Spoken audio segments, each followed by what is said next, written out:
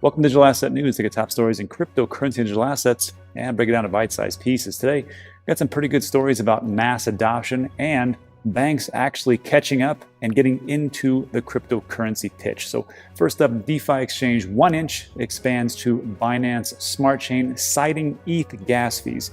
And this goes in direct correlation with what we talked about yesterday. We talked about how I am stopping the DCAing of Ethereum and going all in on Cardano. On top of that, we're going to take a look at one of the largest banks in Switzerland is rolling out crypto trading services, as well as a large Germany bank, Solaris Bank, is launching licensed crypto brokerage. So again, this is kind of makes me flabbergasted to see that banks getting so much into cryptocurrency and digital assets, but hey, here they are. So we'll go over those two things, but first take a look at what's going on in the market. So today it is February 26th, 8:30 in the morning, getting things done early. Let's see what we got as far as the market. So Bitcoin continues to drop a little bit over the last 24 hours, looking at 9% loss, and we're looking at 46,488. Again, hopefully we can close at 45 or above, but I've got a bad feeling that maybe we will go down. And again, if I was a big trader, I'd be worried, but I'm not. I'm just an investor. So if it goes up, it goes down. I still believe that Bitcoin hits 150K this year. It's only a matter of time. Ethereum also continues its slide, 7% down, 1508. Cardano is up, and it's one of the few that are actually up at 5%. And this is something that really goes with what we talked about yesterday as far as Cardano and the hard fork, where they are getting into the Golden era, Mary, and getting into NFTs, decentralized finance, and all those great things. There's a great video we did yesterday on top of Satoshi's video, which I'll link at the very end as well. And this is, again, what I was talking about before. So I think it's going to be a pretty great year for Cardano, and this is just the information we have right now. I'll get to that more about that in a second. So we've got those three things going on. Binance Coin is still slipping, which is kind of surprising, but in over 1 hour, like 0.79, but still it's at down 12%. But it had a massive run. You have to remember that it was at 226. I think it almost it was above 280 at one point, and we. Just a couple of weeks ago, I believe it was below 100. So, I mean, it rocketed all the way to that fourth position. It overtook XRP, it overtook Tether, it overtook Polkadot, overtook everything. And now it's sitting, pretty firmly where it's at right now. Polkadot's up a little bit, sure. XRP, watch out, down a little bit. But again, everything is down. What is this one? Dogecoin. Dogecoin, some people have still talked to me and said, oh, it's going to $1. And I'm just going to here to tell you it's not. So what else we got? Nothing really. Let's take a look at the sentiment. Actually, no, let's keep going. Let's keep going down. We never go down. People complain, you never go down far enough. Okay, sure. Voyager token, one of my faves, down 3%, but still, it's above $6. It topped out at $7. I'm still pretty happy with that. Yearn Finance, sure, 1.3. Anything really fantastic? Matic, again, layer 2 solution, sure. There at Hashcraft. Yeah, I guess. Honestly, it's not really interesting to me. Let's take a look at this projected range. Let's see what's going to happen in the next hour or so. This is what I like about Trade the Chain, sentiment analysis. So, Aeon. It could go up 15% in the next hour. And it looks like it's going to go up 7% in the next hour based on their 90% accuracy. So maybe you might want to take a look at that. I'm not a trader. I do a little bit. I actually might take a look at this. Reserve right, we've covered that before. I've made a little money on that as far as trading. So yeah, Dent. Still up, man, Dent, 11% in the next hour. Definitely take a look at that. 12% for Matic. This is the great thing about Trade the Chain. If you want to take a look at it, it's in the description. But let's jump into today's top story before I lose my mind with all the different increases that could potentially happen, shall we? All right. So this story caught my eye because, again, it's a correlation with what we talked about yesterday as far as Ethereum versus Cardano. Again, I will continue to hold both. I don't know which one's going to be awesome and which one's going to be super awesome, but who knows? But I will hedge my bet and have both of those. But I will not be dollar cost averaging anymore Ethereum for a bit. I'll just be putting a lot more into Cardano. So this is what's happening. This is very short and sweet. 1inch is a decentralized finance or a DeFi protocol for routing trades. Is now live on the Binance Smart Chain. So just like with Uniswap, which uses only Ethereum tokens, gas, and all that stuff, which is super expensive now. I can't even use it. It just becomes unusable. Now 1inch got the hint and like, you know what? We're out. We're not going to use so much ERC. I mean, we're still going to use it, but we want to be hooked up to that Binance Smart Chain because the fees are so much less, and that's what people want. So it's a very simple thing, right? You have customers, they want something, and you give them that something. It's very simple, and I don't know why it's so hard, but this is exactly what Winch has done, and bravo to them. It's hedging its bets on Ethereum's ability to handle more transaction volume. That's true. Now, for all the Ethereum lovers, I love Ethereum too, but you have to take a look at what's going on today, and be like, well, maybe in 6 months or a year it might be better, or maybe three. I don't know, maybe 2 months. I have no idea, but right now this is what we got. So why would you do it? If you have, like I said yesterday, you got a dentist down the street who's charging half, or you got a dentist 30 miles away who's doubling up on the cost of a tooth extraction. Which one would you go to? Guess. We'll go with that one. Anyhow, the 1inch token on Binance Smart Chain will be used for a bridge between the Binance and Ethereum networks. Great. So, you can have the 1inch token. You can bridge between the two. 1inch users will get access to Pancake Swap, Burger Swap, Street Swap, Venus, Stable Swap, Jewel Swap, Bakery Swap, and other Binance DEXs and lending protocols. So if you're into that type of thing, great. My big thing is just to try to find Celsius. I try to find it to where it's not so damn expensive. So maybe I'll check this out, especially with 1inch, because I can't get Binance Coin. I am in Texas, so I can't use Binance or Binance US, so kind of screwed there. But what are you going to do? And this just is in correlation with what we talked about yesterday. Binance. Cardano came out, and with that hard fork of Mary, and not only did they say it's going to be done the end of February, they came out and said, okay, no, it's we're going to do a hard time frame of March 1st, and it's actually going to happen, and that makes me happy as an investor because they say they're going to do something and they do it. So we'll see if it comes to pass. But like I said, they've been hitting all their milestones so far, so I'm very happy with what's going on there, and especially with with DeFi and NFTs and smart contracts, and then people being actually build on it as far as dApps. And then my man Hiroshi talking about he's a developer, and he says, hey, it's easy, especially with this Haskell language, and then all the different things they're doing. It seems to be pretty well, and they're supposed to keep their prices low because that's what Cardano was built for, right? First generation blockchain, Bitcoin, second generation Ethereum, third generation Cardano. This is what it's built for. So we'll see what all comes to fruition. And again, I will just say this. This is just the information that I have right now.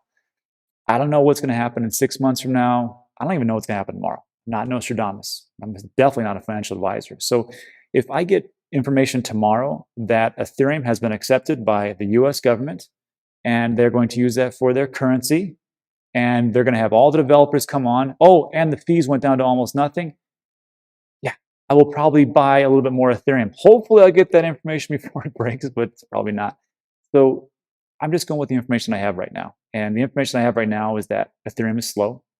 Ethereum is expensive. There's a lot of people building on it, but it is super congested. And that's where we're at right now. I'm not going to sell any Ethereum. I just sold Ethereum a little bit ago, not because I was worried about the price dropping, but because I had a plan in place, an exit strategy. And as soon as I hit 2,000, I sold a position. And it just kind of worked out that was the top. Honestly, it's just luck. It's not like, I made this fantastic play. No, it was set in stone months ago. And that just kind of worked out. So again, if I hear other information, I will definitely let you know. And that's why hopefully you can subscribe, because a lot of things we talk about are time sensitive. So just think about that. All right. So that's it for that piece. Let's get on to the bank stuff, huh? All right. So the banks. There's two banks, one in Switzerland, one in Germany, and they're starting to get into crypto. What's going on? So this first one, it's called Border and CSCMA, one of Switzerland's oldest banking institution, now provides crypto trading services. That's the whole story. Really, that's it. We'll go in a little bit of depth, but just know that banks aren't known for much innovation, as you can probably tell. You just go to any bank, even mine. But when they get into something like this is big, and they've actually moved quite fast. And there was an article rolled out by Alex Mascioli, and this was months ago when Brian Brooks, the OCC, had said that banks would be allowed to custody. And he's like, they're not going to jump into that. And they didn't for a while, but I mean, here we are. So Bordier says it's partnering with Signum Bank to incorporate its B2B, business-to-business banking platform into the firm's infrastructure. This allows Bordier clients to buy, hold, and trade crypto assets on an execution-only basis, which means that Signum will only provide a platform for trading and storing crypto and will not offer financial advice to clients. That's great because they give bad advice anyhow. I mean, if you look at JP Morgan, they just came out and said, hey, maybe you guys should put in 1% into your portfolio. And you're like, geez, thanks. Wish that you would have told us about that, I don't know, 3 years ago. Anyhow, so this was interesting. Boardier currently supports Bitcoin, Ethereum, and Bitcoin Cash, and Tezos, which when I was reading this, I thought it was just going to be Bitcoin, Bitcoin Cash, Ethereum, and Litecoin, just the same as PayPal. But the last one for Litecoin was switched with Tezos. And I'm wondering, is it because of the smart contract functionality, or why did they pick that one? That would be an interesting topic to talk about. Maybe I'll get somebody from the bank to come on the show. Doubt it. And to finish up, it says, we have seen increasing demand from our clients to diversify. Oh, sorry. This is why this is done. This wasn't done because they're like, this is a good idea. This just goes back to what I was talking about. You have clients, and these clients want something, and you give them that thing. It's a simple, like I said, very simple thing. This is what the bank did. It said, hey, you guys want crypto? We'll make it happen. And they have crypto. And that's pretty much the whole statement right there. So on top of this one, you also have Germany's Solaris Bank launches licensed crypto brokerage. Now, this to me is a better business model. It's just a better business model for retail and even institutions as well. So German fintech firm Solaris Bank is building on its regulated crypto custody service with a brokerage and trading API. See, they've already moved into the custody service, which is great for them. And they knew if we can get into custody and we can figure out, the regulations for that, we can roll out some other type of product, buy, trading, and selling, or just like a broker model, like what Voyager has, or like what Swissborg has. And let me tell you, Voyager's doing pretty good, and Swissborg's doing really good. I am going to have Alex, CEO of Swissborg, on next week, and I'm going to talk to him about this whole broker model and how it's working out pretty great in Europe. And I was actually thinking about this today. I was thinking out loud. I thought, you know what? 2017 was like the year of the ICO. Tons of ICOs, right? And then 2018 was just a huge dip. And 2019 was the year of the reset. And 2020 was like the whole halving thing. I'm starting to think that 2021, which was supposed to be the year of DeFi, and I think it still is really, it could be the year of the DeFi, NFT, and utility tokens or brokerage tokens, because you see things like Binance Coin going crazy, OKB, Huobi token, Voyager token, Swissborg is making moves, and now we have another brokerage who's coming in. Now, granted, they may or may not be a token, but I just thought to myself, I'm like, the big winners right now are really like the tokens that actually do stuff, like a utility token. Just food for thought.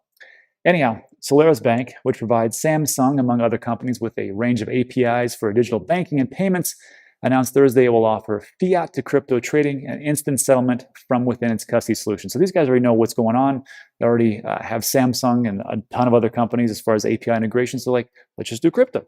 And sure enough, they are. And then lastly, it states custody is the first step into crypto for large regulated firms, which has been happening recently with the likes of BNY Mellon and Standard Chartered making announcements. And this last comment is a couple of things. Made me think. Because, you have BNY Mellon, which is the oldest bank in America. They said, you know what, we're going to start with custody. We can custody crypto, no big deal. And for a lot of people, some people say, oh, you shouldn't help the banks custody because they're evil and blah, blah, blah. Well, look, not everybody's like us, right? Not everybody's like me, not everybody's like you. And they want to go and figure out a ledger or a Tezor and sit down and hopefully write down the mnemonic phrase and not lose it. And then deal with, the 5 kids and the 2 jobs and the social life and everything else. Like, you know what, I don't care. Somebody do this for me and let me get in the game. Great.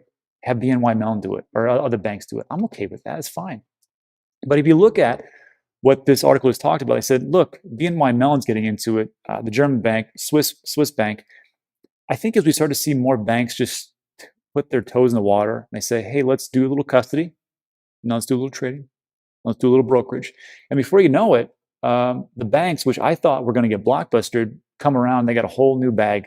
They got a whole new repertoire of what they could actually do. And it just makes sense for them because, look, we're moving this way. Unless they like it or not, these are the things that are going to move everything forward. And if you're not involved right now, I think it's a mistake. So you watching this video right now, you are super early. And I've always said this. People say, oh, I'm late. You're not late. Go on the street and talk to anybody. Do you know what Bitcoin is? Yeah, some will probably say yes. Do you know what Ethereum is? Do you know what Cardano is? Do you know what XRP is? Do you know what Tomato Coin is? They have no idea what you're talking about, especially Tomato Coin. So to talk about this and these banks just getting in here, you are super early. Can you imagine what's gonna be like in 5 years? I don't know either. Anyhow, that's it for today. So, hey, if you made it all the way to the end, thanks for watching. I appreciate it. If you liked the video, give it a thumbs up. Also, things we talk about are time sensitive, so hit the subscribe button. I'll let you know what's going on. And also, I'll link 2 more videos on the left and right so you can watch something that you might be interested in. All right, that's it for today. Thanks so much. See you on the next one.